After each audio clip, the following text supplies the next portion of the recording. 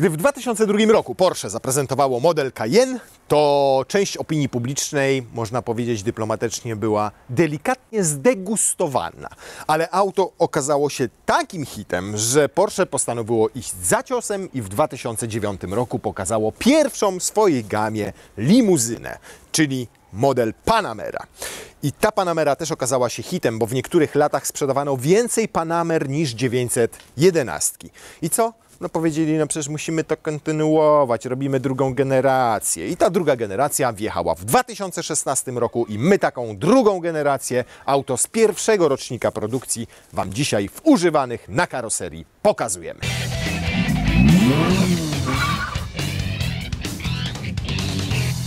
Można powiedzieć, że to Panamera naszego partnera, ponieważ samochód podstawiło nam Frogum, które robi dywaniki i wspiera nas, a jednocześnie wspiera Was, bo możecie sobie kupić fajną gumę do auta, można powiedzieć, taką premium.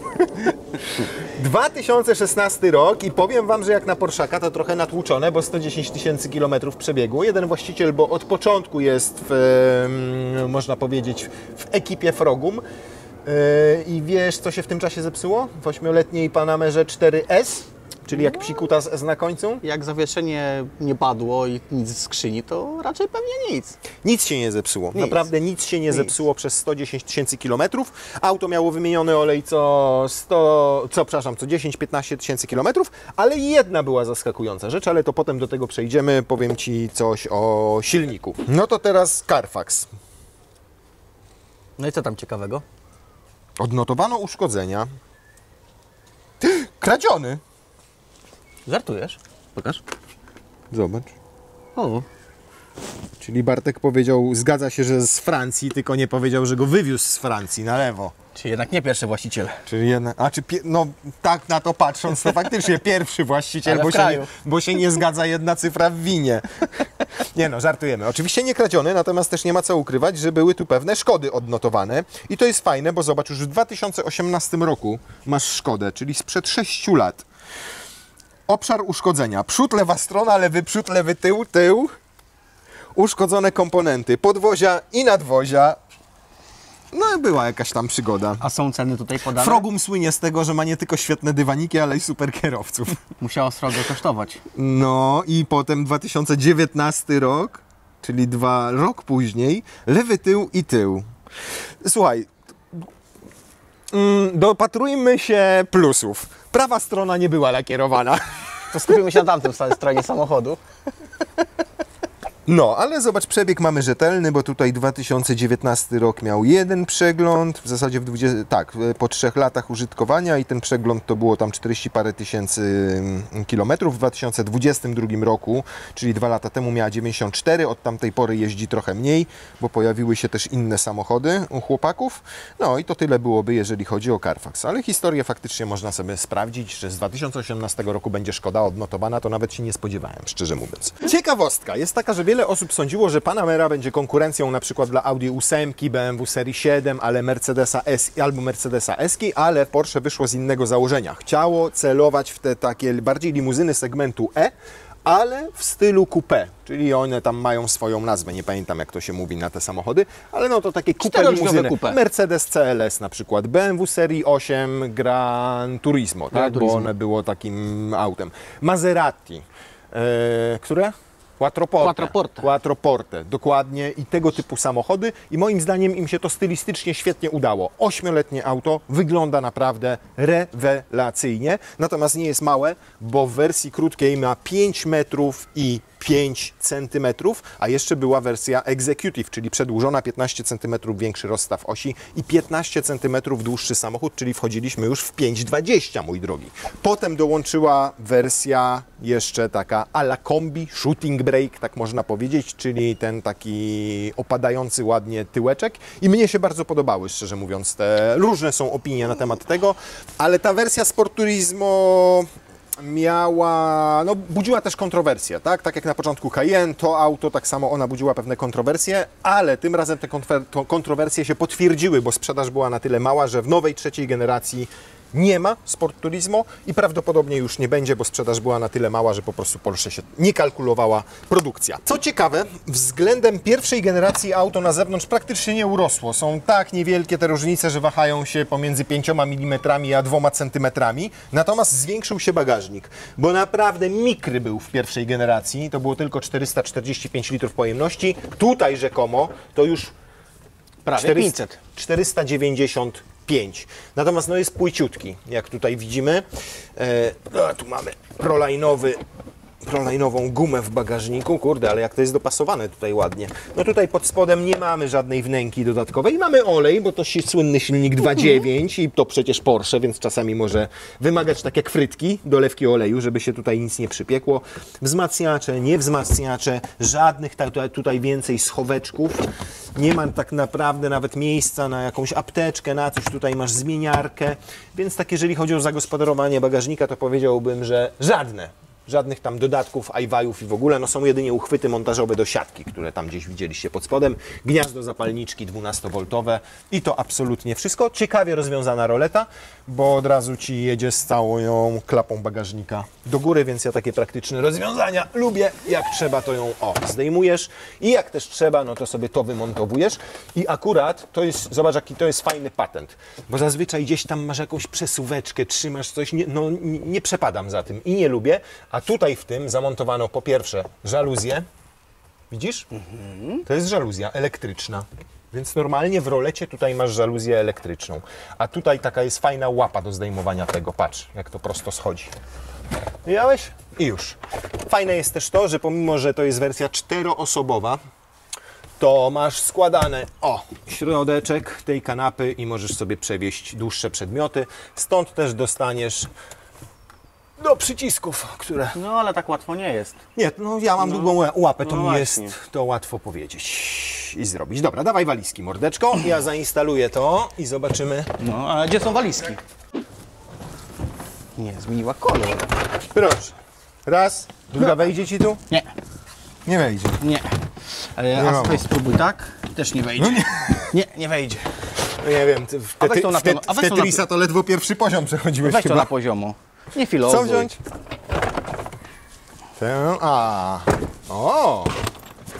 no ale rolety nie zasłonisz. To wyjmij roletę.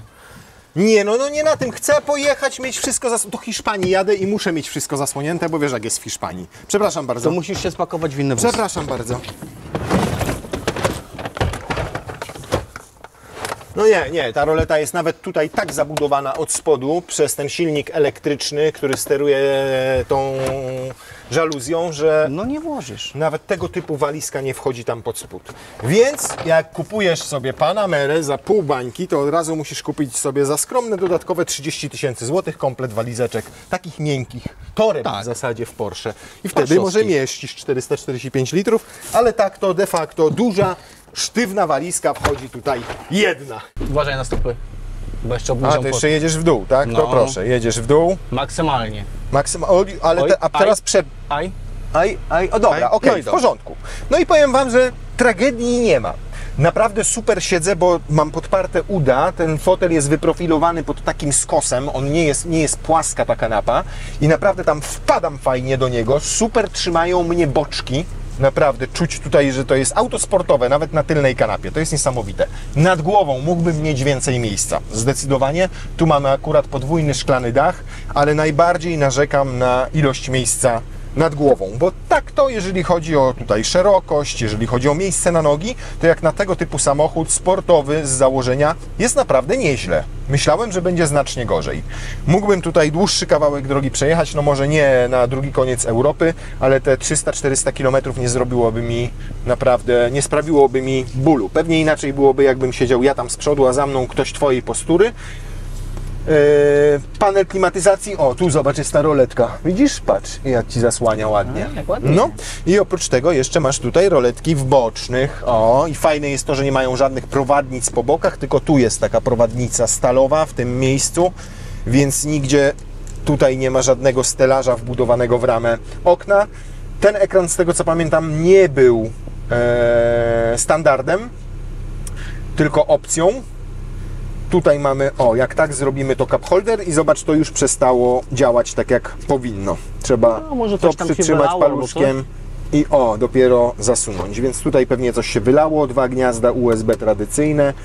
To podejrzewam, że jeszcze jakoś się tutaj wyjmuje, natomiast mówię, żeby to zamknąć, to musisz taką rzecz wykonać, ale oprócz tego jeszcze masz podłokietniczek, fajnie wyłożony wykładzinką, przyjemnie. Co ciekawe, to sterowanie tutaj się dziwnie odbywa, bo tak samo jak z przodu, to już masz silniki elektryczne, które tym sterują i żeby sobie ustawić, to musisz jeździć palcem po ekranie. I tego nie do końca rozumiem, szczerze mówiąc, bo o co chodzi w samochodzie sportowym? Nie tylko o moc, ale i o wagę, nie? A tu sobie policz. 1, 2, 3, 4, 5, 6.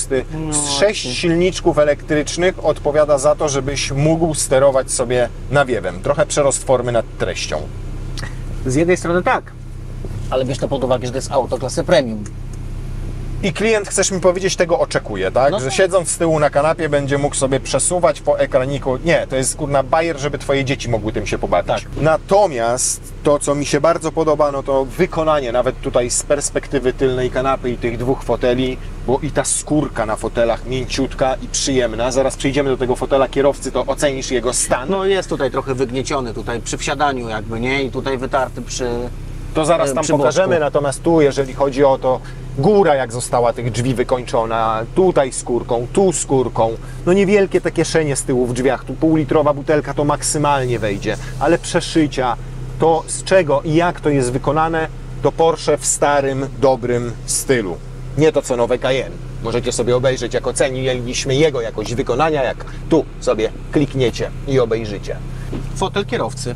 Widać tutaj zagniecenia podczas wsiadania, bardzo tutaj wyraźne i tutaj też na oparciu jakby, ale to wszystko od wsiadania jakby, nie? Chociaż to nawet jest brudne, a nie jest nawet wygniecione. Od wsiadania To jest brudne. Także i tutaj właściciel auta wydajnik też by ma się- słuszne gabaryty, bo jest moi... Ale może tutaj z tej strony O. jakby chłopaki przeszli, to można zobaczyć jak jest Popękana skóra. popękana skóra. A tutaj też jest tak? Nie. Ale delikatnie też już się w tym miejscu, ale dziwne tutaj widać miejsce. jakby ktoś jest szeroki w barach. To o samym silniczku teraz chodź.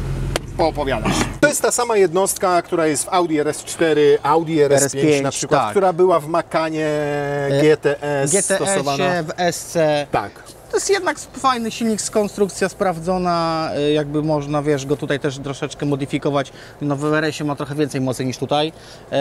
No tu 440 No. koni i 550 Nm. Także to jest fajny motor. Jakby nie ma tutaj dużo przypadków jakby usterkowości tego silnika. Bardziej bym się tutaj w takiej Panamerze skupił na zawieszeniu. Bo Szczególnie przy pneumatyce takiej, Szczególnie tak? przy pneumatyce, bo to jest jakby bardziej awaryjna strona. Czyli tak jakby 110 tysięcy, myślę, że jeszcze chwila i to będzie pewnie wahacz dolny, wahacz górny do zrobienia. Pytanie jak z pneumatyką, czy tutaj nie było jakiejś awarii wcześniej, ale potrafią nam się tutaj, wiesz, miechy odzywać. Same też jakby konstrukcja sama amortyzatora pneumatycznego jest taka, że w środku jest też zwykły amortyzator. I te amortyzatory też w Panamerach potrafią stukać, jakby jedziesz po Koszt? takich... Wiesz co, w Porsche to jest koszt około bodajże dychy Za sztukę. za sztukę. A w zamiennikach 850 zł. Nie, jest firma, która robi zamienniki, natomiast nie wiem jak to cenowo wygląda, bo to jest jakby od niedawna. Natomiast możesz sam amortyzator jakby rozebrać i wymienić samą poduszkę pneumatyczną jakby A. i możesz sam wymienić amortyzator, No nie? to jest plus duży, bo Jest często, duży plus. Bo często... Też się zdarzają, że te amory podciekają i jakby też tego nie widać, bo on jest zabudowany jakby tą poduchą, tym miechem Okej. jakby i tego nie widać. To się często odzywa. Wahacze górne, wahacze dolne, rozrząd? tulejki. Rozrząd na łańcuchu, także generalnie bezobsługowy. Wiadomo, że jeżeli olej wymieniamy co 15 tysięcy, tak jak Porsche zaleca, no to Właściciel nawet co dychę robił, To bardzo jak dobrze. twierdzi, i To bardzo dobrze. 8 litrów tutaj wchodzi, więc to jest tak, rzeczywiście... Porsche też tu zaleca niemała ilość. Mobila, tak jakby to na początku jest 0W20 bodajże, natomiast dokładnie do konkretnego modelu trzeba byłoby powinien sprawdzić, bo Porsche zaleca jakby 3 klasy lepkościowe 0W20, 0W30 i 0W40 trzeba byłoby sprawdzić. Tutaj widziałem na karteczce, że chyba już jest 0W40 była wlewana. Tak. To teraz Ci tę obiecaną ciekawostkę powiem, bo wiele osób próbuje kręcić ten silnik do wyższych mocy, no tam nawet do 500 koni mechanicznych. I tak zrobił właściciel. Podkręcił go do 500 koni mechanicznych i bardzo szybko zmienił z powrotem, powrócił do fabrycznych ustawień. A czemuż to? A dlatego, że się grzało. I to jest nie pierwszy przypadek tego typu, o którym słyszę. O ile w Audi chłodzenie jest tych silników i skrzyń biegów lepsze i rzeczywiście znoszą dobrze podkręcenie tych motorów, to w Panamerze istnieje problem pod tytułem traci na chłodzeniu i silnik, i przede wszystkim skrzynia biegów, która wywalała tutaj błąd po tym programie. No i skończyło się powrotem do fabrycznych ustawień, czyli 440 koni i 550 Nm. Ale umówmy się, moim zdaniem to wystarczy do codziennej, normalnej jazdy, jak nie chcesz upalać, a jak chcesz więcej mocy, no to masz jeszcze GTS-a, to masz jeszcze Turbo, a nawet Turbo S-a i to w wydaniu e-hybrid, który miał 680 koni przed liftem, a około 700 koni w poliftowej wersji. O, i ten nawiew, żeby sobie go, tak jak teraz jest gorąco, skierować na twarz, żeby Cię lepiej chłodził, to musisz, mój drogi, wejść tutaj w klimat, wtedy to tutaj kliknąć i dopiero sobie wysterować. No bez sensu. Zamiast tu zrobić normalnie, po prostu tak jak w bocznych nawiewach, przesuwaną ręcznie klapkę szybciutko ustawiasz, to takie kombinowanie. Przerost formy nad treścią. No chcieli po prostu coś udoskonalić, coś nowego wprowadzić i w ten sposób tylko wszystko zepsuć. Jeszcze, że jak jedziesz samochodem się rozpraszasz, bo trzeba to znaleźć. Tak, dokładnie. Tak samo wiele funkcji teraz, o ile w poprzedników pierwszej generacji było tutaj klasycznymi klawiszami sterowane, no to niestety też to popsuli w przypadku nowej, bo jak chcesz choćby obniżyć sobie zawieszenie, to robisz to z poziomu ekranu. Chcesz wysunąć spoiler, robisz to z poziomu ekranu. Chcesz wydech zrobić sportowy, robisz to z poziomu ekranu. Tu natomiast pojawiły się takie szklane przyciski haptyczne. To są panele ze szkła. Pod spodem są czujniki dotykowe. Fajne jest to, że ten panel Ci odpowiada takim kliknięciem rzeczywiście, jak na przykład włączasz sobie ogrzewanie fotela. Niefajne jest to, że większość z tych funkcji została tutaj umiejscowiona, czyli w ekranie, więc żeby to znaleźć, wejść, to za każdym razem musisz się przeklikiwać. Zdecydowanie wolałem, jak to wszystko było klasycznymi przyciskami tutaj sterowane. No pokaż teraz, jak ta pneumatyka w aucie, które ma 110 000 przebiegu działa. Działa. Działać działa, ale tak głośno jest dosyć od zawieszenia. No jest. Czujesz, jak to wybiera. tak I trochę nawet w komfortowym ustawieniu jest taki sportowy dosyć, nie? Tak czujesz, że jest mięsisty. A zobacz, jak włączę mu pasma, czyli Porsche Active Suspension Management, no i bardzo twardnieje. Twardnieje, można powiedzieć, że twardnieje za dotykiem. Jak mówiłeś o tych wyświetlaczach, wiesz co, to wszystko pięknie, ładnie, natomiast nie wiem, czy jak to widziałeś, słoneczko nam tu padło, wszystko wypalcowane. Wypalcowane, Każdy odcisk zakurzone. palca, zakurzone. Gorsza widoczność tego, gorzej to wszystko widzisz, Mało mimo tego, że jest podświetlone. Szkoda, że tu nie ma jakiejś, kurde, wiesz co, ja jadę teraz i muszę patrzeć, gdzie mam jaki przycisk, tak? Nie mogli dać jakieś, nie wiem, zgrubienia tutaj na przykład, żebym wiedział, że na przykład tu jest jakiś przycisk, coś? Nie wiem, klasyczne przyciski to łatwo było wykluć gdzieś tam, a Tak, tutaj no, zamiast tutaj... włączyć ogrzewania przedniej szyby, łatwo jest włączyć przedniej na przykład, a zamiast tylnej to włączyć przednią albo odwrotnie. Dobrze chociaż, że nie trzeba programów, trybów jazdy uruchamiać z ekranu, bo jest pokrętło na kierownicy i to, co wtedy też fajnego wprowadzono, to ten przycisk response, który jedno naciśnięcie i przez 20 sekund byłeś w trybie sportowym. W sensie silnika, przepustnicy, ona się otwierała, skrzynia wchodziła w tryb sportowy i od razu miałeś ten ciąg, dostępną moc, dostępne newtonometry, bo nie zawsze potrzebujesz jechać cały czas na sporcie. Wyprzedzasz kogoś na przykład na drodze, takiej normalnej, krajowej, dwukierunkowej i potrzebujesz po prostu szybkiego dostępu do mocy, więc tylko ten przycisk pyk wyprzedzasz i samochód sobie sam wraca do trybu komfortowego. I nie szukasz, nie, czy tam normalnego, bo tu nie ma trybu komfort, tylko jest tryb normal w Porszakach, nie? Natomiast materiałowo nie ma do czego się przyczepić. Oczywiście w Porsche wszystko zależy od tego, jakie dodatki sobie wybierzesz, czy wnętrze skórą obszyte, czy alkantarę. Tu alkantary nie ma, na podsufitce jest normalna tkanina, ale to jest obszyte skóreczką, boczki są obszyte skóreczką. Wygląda to ładnie, estetycznie i jechaliśmy 8-letnim autem ze 110 000 przebiegu po tych płytach i naprawdę było spoko. I mamy też szklany dach, nie? Jakby nie było, które też często nam tutaj się odzywa. Nie, no jeżeli chodzi o jakość materiałów, no to jest petarda. No, porównajmy to do nieszczęsnej BM-ki, kilkuletniej, którą mieliśmy, bo ona nie miała 8 lat, Nie, no BMK mieliśmy z 19 roku tą X5, no i pamiętasz jak tam I materiały podobny też... przebieg tam był. Nie, 90 000 miała, jeśli dobrze pamiętam. Nawet mniej. To mamy 110 mamy, nie? No. Także jeżeli chodzi o materiały w I Porsche, tu to nic tak. nie trzeszczy, nic nie stuka, ta konsola środkowa genialnie zamontowana. Zobacz, ona nie drgnie.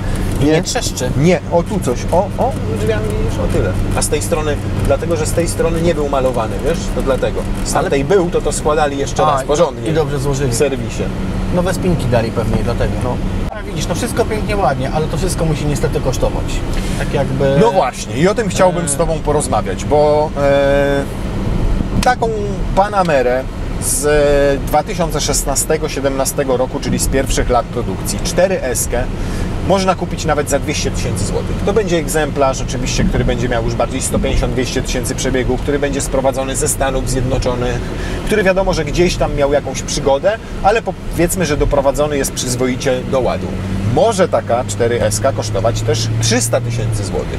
Jak wiadomo, że pochodzi z polskiego salonu, jak wiadomo, że 1 czy 2 właścicieli tylko nią jeździła, gdy wiadomo, że była w ASO serwisowana, że ten olej był na czas zmieniany, że w skrzyni biegów ktoś wymienił olej, więc ta rozbieżność cenowa jest dosyć duża, bo mamy 200 albo 300 000 złotych. No, ale teraz jest pytanie podstawowe. Czy lepiej mieć auto ze sprawdzonego, wiesz, źródła serwisowane i tak dalej, czy, bo właśnie chciałem to zrobić, tylko poczekaj, nie mogę, poczekaj. Teraz.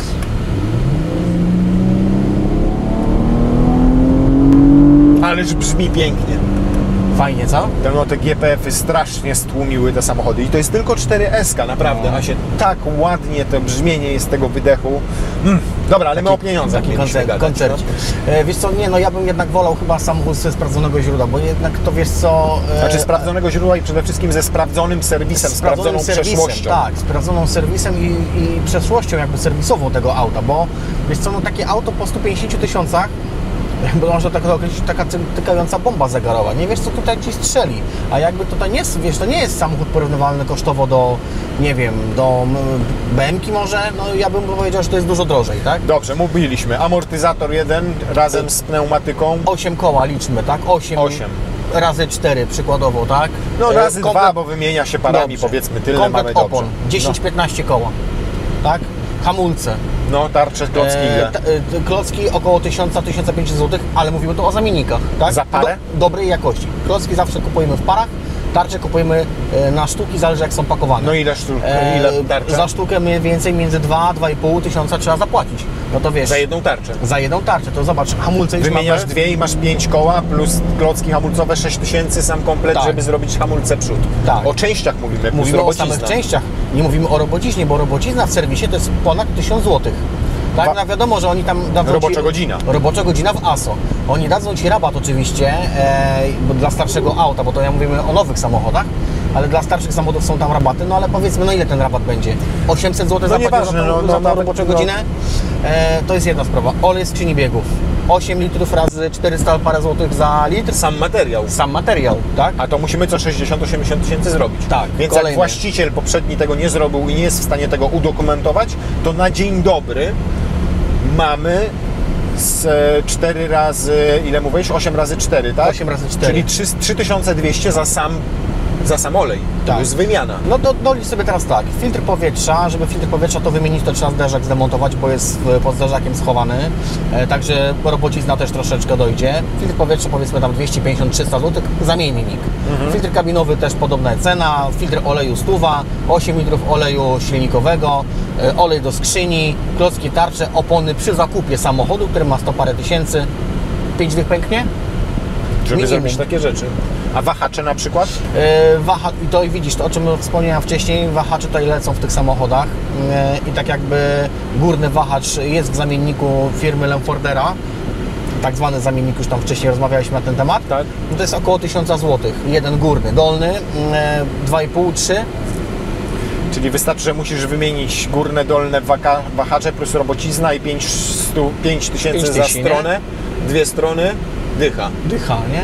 Także wiesz, to wszystko jest pięknie, ładnie, kiedy ten samochód jest nowy, bądź jest dobrze eksploatowany. Wiesz, nie bierzemy tego pod uwagę, że na pewno Ci to musi strzelić, bo może ktoś jeździł grzecznie tym samochodem, o wszystko dbał, robił wszystko na czas. Dodaj do tego jeszcze, gdyby nie daj Boże walnęła Ci ta skrzynia biegów, czyli ta wiązka by ciekła, to jeżeli dobrze pamiętam, to koszt zakupu tej wiązki, bo oczywiście ten O-ring sam nie występuje, tylko całą wiązkę trzeba kupić, bodajże chyba około 10 000 złotych w serwisie kosztuje. Czyli gdybyśmy chcieli kupić taką Panamerę za 200, ale okazałoby się, że ciekną jej miechy, że gdzieś tam się już są przypocone, że skrzynia podszarpuje, gdyby się okazało, że hamulce musimy zrobić, że musimy wymienić olej w skrzyni biegów, a w dyfrach się wymienia? Wymienia co 60-80 tysięcy. Że musimy wymienić olej w dyfrach, że klocki, tarcze, tu coś, jakaś pierdoła, wahacze i tak dalej, to naprawdę nie jest wcale niemożliwe, że 100 nie zostawimy na to, żeby doprowadzić ją do ładu. No z robocizną Może tak wyjść. może wyjść. Ja pier... Także no jak chcesz premium, masz premium, nie? No dźwięk tutaj nieskażony tym GPF-em, fajnie, naprawdę fajnie. Zobaczymy jeszcze spalanie tego wszystkiego, bo jakby te koszty eksploatacji tego wozu, zobaczymy jak to jeszcze spalanie Powiem ma. Ci, że przy stabilnej jeździe tym silnikiem to nie spodziewam się wyniku większego niż 10 litrów przy 120 na godzinę. Elektronika. Czy wiadomo Ci coś na temat tego, by działo się tutaj coś z tym wszystkim? Nie. Nie? Nie, oprócz tego, że to się palcuje i brzydko wygląda, to ja nie słyszałem, ani u mnie też takiego się nie zdarzyło, żeby coś tutaj szwankowało, nie? Natomiast wiesz, na to też jest jakaś metoda, można to okleić folią taką, wiesz, bezbarwną, wtedy tych, wiesz, już mówiliśmy o niektórych tam Taką modelach, nie? antypapilarną. Tak, że wtedy tego tak nie widać, nie chłonie, to też tak kurzu wtedy. Kurzu, nie widać tych palcy, odcisków i wiesz, też tak się światło od tego nie odbija. 8.2 jak na razie, jak jedziemy jak ciotki takie. To jest bardzo dobry silnik łączący naprawdę fajne osiągi z fajnym zużyciem paliwa, więc zużycie paliwa już sprawdziliśmy. 8,1 masz, średnią 121 na godzinę, nie? Więc naprawdę spoko wynik. Zobaczymy, czy równie spoko będzie wynik przyspieszenia, bo 4S z tamtego okresu robiła setkę w 4,4 sekundy. Chyba że dobrałeś sobie pakiet Chrono do tego, no to z tym pakietem miałeś już możliwość launch control i wtedy ta setka pojawiała się podobno po 4,2 sekundy. No powiem szczerze, że przy takim parametrze to już nawet nie myślałbym o kupowaniu GTS-a czy Turbo. Albo Turbo S-a. No 4 sekundy, ile razy tego będziesz korzystał? sekundy, no Nie, jakby, błagam no Cię. wiesz. I'm ready. O, żeż ty kurna! I to w każdym Porsche tak działa, to jest niesamowite. Już, wystarczy. I to jest właśnie w prosiakach niesamowite.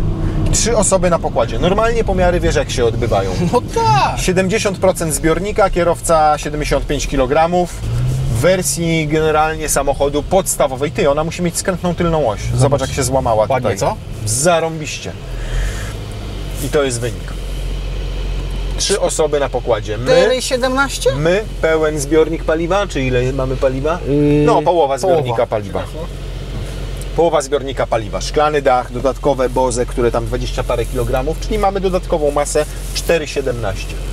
Nie, teraz... O, ty aż czułem jak mi chrupnęło coś.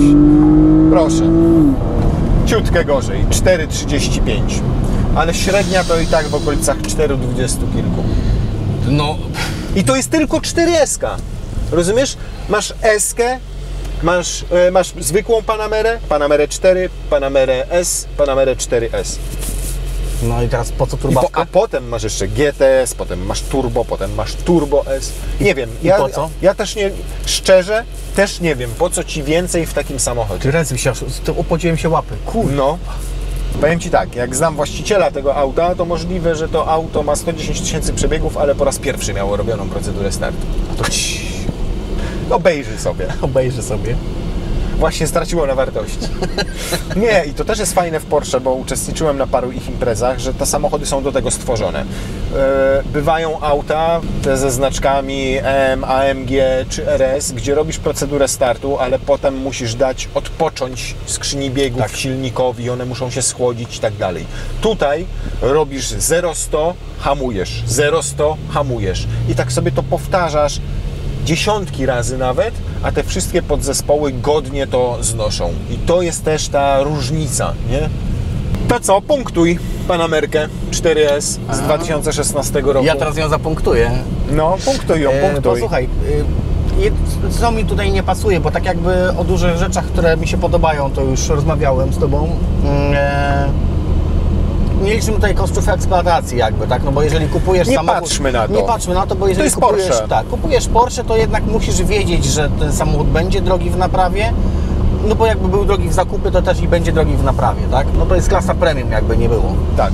Czyli mieliśmy kosztów napraw, słuchaj, no materiały petarda, no mówię, mieliśmy tu kilka samochodów, które przy tym przebiegu już wyglądały dużo gorzej. Tak. Czyli materiałowo mi się podoba. Mogliby to tutaj troszeczkę poprawić, bo tak jakby tego szukanie tych funkcji mi się to nie podoba. Rozprasza Cię troszeczkę, tak? Nie testowaliśmy tego samochodu w nocy, a jest rzecz, która tutaj dosyć mocno uprzykrza się właścicielom. Nie wiem, czy o tym wiesz. Świeci się tutaj ten ring jakby wokół kluczyka, który w nocy się odbija w lusterku. O Jezu, to jest I straszne. patrzysz się non-stop w lusterko wsteczne i widzisz ten ring. który Ci się A stąd to Ci odbija. ogranicza widoczność. Ogranicza. Zmieniające. I widzisz, no to ja też wiem od klientów jakby, a jakby sam tego byśmy tutaj nie doświadczyli, bo mamy piękną dzisiaj pogodę. Także są takie pierdoły, które mi tu nie przeszkadzają. No osiągi zrobił naprawdę na mnie wrażenie. Mówię, nie jeżdżę tak tymi samochodami klientów. Wow. Dycha. Tak? Łożeś zaszalał! Dycha. Jakbym nie musiał za to płacić, to dycha. A czy ja w ten sposób to ujmę? Porsche naprawdę udało się stworzyć bardzo fajny, uniwersalny środek transportów dla tych, którym żona powiedziała, nie możesz kupić 911. O. No wtedy stary szedł do salonu i mówił, dobra, to poproszę Panamerę. I faktycznie w tym aucie jest sporo tego ducha 911. W sensie, jeżeli chodzi o osiągi, jakość prowadzenia tego auta, ono Cię cieszy, jak jedziesz za kierownicą, nie? I to jest fajne. Podoba mi się ta uniwersalność, że z tyłu jest na tej kanapie, mimo że to jest krótka wersja, naprawdę wystarczająca ilość miejsca, żeby dwie osoby tam komfortowo sobie pojechały. Ja się tam zmieściłem mając 1,95 m, jak ktoś ma 1,70 m, 1,80 m, to może tam śmiało jechać dłuższą drogę. Fajnie, że ten bagażnik jest tutaj większy. Szkoda, że jest tak mało ustawny i tak mało praktyczny. Wierzę, że można go lepiej zagospodarować, jak się dysponuje normalnymi kabinowymi walizkami albo miękkimi torbami. Nie muszą być oczywiście sygnowane Porsche i kosztować 30 000 złotych, mogą być normalne. Osiągi oczywiście mi się podobają. Podoba mi się brzmienie tego wydechu nieskażonego ciągle tym GPF-em. Doceniam pancerność w pewien sposób tego silnika, pracę skrzyni biegów, to, że to auto łączy w sobie ten komfort w dłuższej trasie z tym sportowym charakterem. Drażnią mnie detale. Taki detal jak elektryczne sterowanie tym nawiewem, szczególnie tu z przodu, bo z tyłu to możesz się na tym skupić i się pobawić. Ale tutaj no niedopuszczalne jest to, żebyś musiał wchodzić w ekran i ustawiać sobie, szczególnie w gorący dzień, ten nawiew tak, żeby Ci odpowiadało. Takie detale mnie drażnią jak to, że pasażer tutaj siedzi i trzyma ten łokieć w tym uchwycie na kubek. To, że nie ma gdzie położyć telefonu, tylko musi być tam w podłokietniku, w dodatku jak go tam włożysz, to zwyczajnie trudno się go wyjmuje. Strasznie się rozczulasz. Ale to są, rozumiesz, to są detale To są takie... pierdoły, ja wiem, ale widzisz, mnie ten podłokietnik nie przeszkadza, bo No ja nie, siedzę bo za kierownicą i mam zajebisty Jakbym prowadził, uśmiech to na nie twarzy. zwróciłbym na to uwagi, ale dlatego robimy te testy we dwóch, żeby poznać to auto też z perspektywy tego, kto siedzi tutaj z boku, jakie ma odczucia. A odczucia moje generalnie z Panamery są takie, że daję jej mocne, naprawdę mocne 9 na 10. Tak powiem. Koszty utrzymania pomijam, cenę zakupu pomijam, bo to jest ten znaczek. Chcesz za 200-300 tysięcy mieć Porsche, cieszyć się tym, no to niestety musisz się liczyć też z dodatkowymi wydatkami. Ja obstawiałbym takie egzemplarze z pierwszych lat produkcji, które mają sprawdzoną historię serwisową, gdzie wiemy, co było dokładnie robione, że olej był sumiennie wymieniany, że w skrzyni biegów był wymieniony po tych 60-80 tysiącach. Wolałbym dopłacić, wolałbym mieć samochód z wydłużoną gwarancją, żeby nie musieć tutaj po prostu raz a dobrze zapłacić, ale potem mieć ten problem z głowy i święty spać spokój. spokojnie, nie? Że nie bać się, że jak Ci teraz coś kucnie, nie wiem, skrzynia, to zaraz będziesz płakał, że musisz wyżygać 70 tysięcy na wymianę skrzyni. Przykładowo, tak? Ahoj. Ahoj przygodą wtedy. Ahoj nie? przygodą.